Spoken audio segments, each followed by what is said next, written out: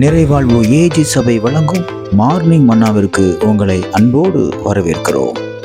கர்த்தருடைய பரிசுத்த நாமம் மகிமைப்படுவதாக. இந்த நாளிலே உங்களை சந்திப்பதிலே மிகுந்த சந்தோஷம். எனக்கு அன்பான தேவனுடைய பிள்ளைகளே, நிறைய நேரம் நம்ம அழுதுகிட்டு இருப்போம். நம்ம சில பேரை கூப்பிடுவோம் உதவிக்காக. அவங்க நம்ம கூப்பிட்டு கூட கேட்காது போல போயிடுவாங்க. பார்த்துருக்கீங்களா?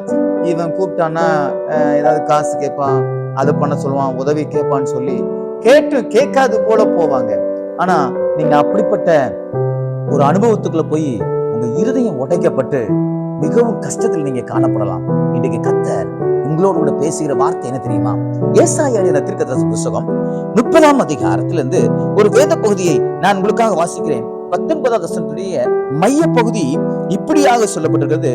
உன் கூப்பிடுதலின் சத்தத்துக்கு அவர் உருக்கமாய் இறங்கி.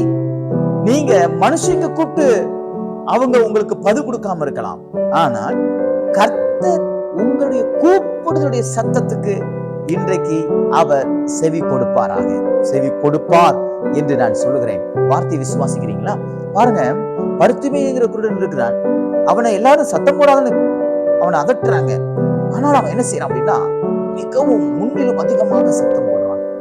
யாரெல்லாம் இவனை அதட்டினாங்களோ, யாரெல்லாம் இவன் சத்தத்தை கேட்க விரும்பலையோ, அவர்கள் எல்லாம் ஆண்டவர் நினைக்காமல் இவன் சத்தத்துக்காக இயேசு கிறிஸ்துவே நின்று அவனுக்கு மறு உத்தரவு அருளினார். இதே காரியம் உங்களுக்கு நடக்குங்க. மனுஷங்க உங்க சத்தத்தை கேட்கறதுக்கு அவங்க ரொம்ப கஷ்டப்படலாம், ரொம்ப கேவலமா நினைக்கலாம். ஆனா உங்க உருக்கமான சத்தத்துக்கு, உங்களுடைய அபாயகரமான சத்தத்துக்கு, உங்க வேதனை உள்ள சத்தத்துக்கு, உங்களுடைய பரிதாபமான சத்தத்துக்கு தேவன் உருக்கமா இறங்கி அதற்கு செவி கொடுப்பார். விசுவாசிக்கிறீங்களா?